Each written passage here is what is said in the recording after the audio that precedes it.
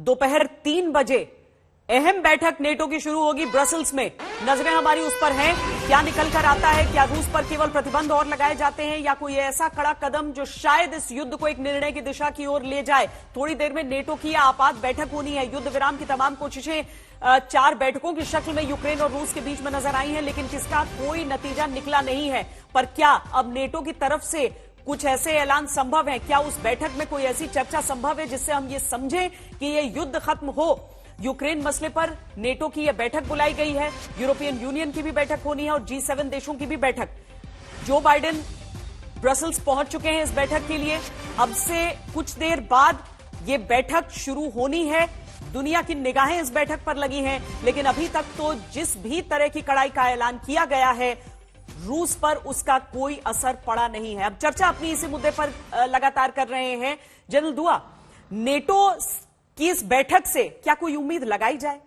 क्या NATO unified है, ये जो बाइडेन अपनी तरफ से ये स्पष्ट कर पाएंगे, या फिर नेटो के भीतर भी जो कुछ लकीरें नजर आ जाती हैं और कई देश अपने हाथ खड़े कर देते हैं कि नहीं, रूस से पूरी तरीके से कट नहीं सकते हैं, वो आशंकाएं इस समय इन सबको एक साथ लाई हैं कि हम दिखाएं कि नहीं, हम एक साथ हैं। श्वेता, नेटो के सवाल से पहले मैं एक छोटा सा तर्क उस विषय पे देना चाहूंगा, परमाणु खतरे पे, जो अभी हम कर रहे थे। देखिए, हर देश की एक न्यूक्लियर डॉक्ट्रिन होती है। जैसे मसलन इंडिया की न्यूक्लियर डॉक्ट्रिन में नो फर्स्ट यूज आता है। पाकिस्तान तब न्यूक्लियर परमाणु यूज करेगा जब उसको एग्जिस्टेंशियल थ्रेट होगा, और वो टैक्टिकल न्यूक्लियर वेपन्स की भी बात करते हैं। इसी प्रकार रूस के न्यूक्लियर डॉक्ट्रिन में वो अपने एस्केलेटरी लैडर पे न्यूक्लियर फोर्सेस, डेटरेंट फोर्सेस की तैयारी बहुत जल्द ही ले आती हैं। उनकी डॉक्ट्रिन कुछ ऐसी है कि वो जल्दी तैयारी ले आती है। इसका मतलब ये जरूरी नहीं है कि वो सबसे पहले न्यूक्लियर वेपन्स यूज करने वाले हैं। अब आपके सवाल नेटो के ऊपर, देखिए, इस युद्ध से पहले मेरा ये मानना है कि नेटो की अहमियत घटती जा रही थी, मार्जिनलाइज हो रही थी, क्योंकि उसके खिलाफ, एक तरफ उसके खिलाफ जो पहले वॉर्सो पैक्ट था, ऐसा कोई जमावड़ा अलायंस नहीं है।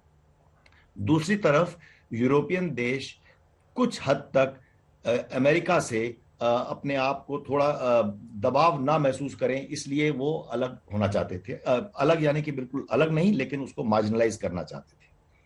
लेकिन इस लड़ाई के बाद, ये पिछले 1 महीने में जो पुतिन चाहते थे उसके बिल्कुल विपरीत हुआ कि नेटो एक्चुअली स्ट्रेंथन हो गई है।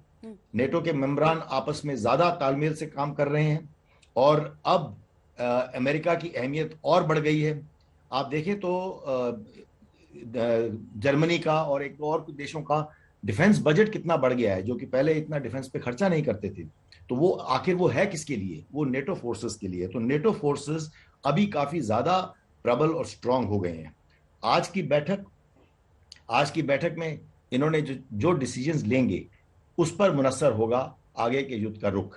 जैसे मेरे से पहले मेरे टीम को पैनलिस्ट बोल चुके हैं कि अगर वो कुछ ऐसे कदम लेते हैं जिससे कि रूस को और खतरा दिखाते हैं, यानी कि अगर वो मिसाइल्स और वेपन्स बॉर्डर पे तैनात करते हैं, मान लीजिए मसलन वो अगर यूक्रेन को हेल्प देने की मिलिट्री एड देते हैं, एड अलग चीज है, ट्रुप्स भेजना आपने, जो कि मुझे जाहिर लग रहा है कि ऐसे नहीं होगा, वो नहीं भेजेंगे। लेकिन अगर नो फ्लाई जोन भी एस्टैब्लिश करने के लिए वो पहल उठाते हैं, तो ये सब चीजें ऐसी हैं जिससे कि रूस और भड़क सकता है।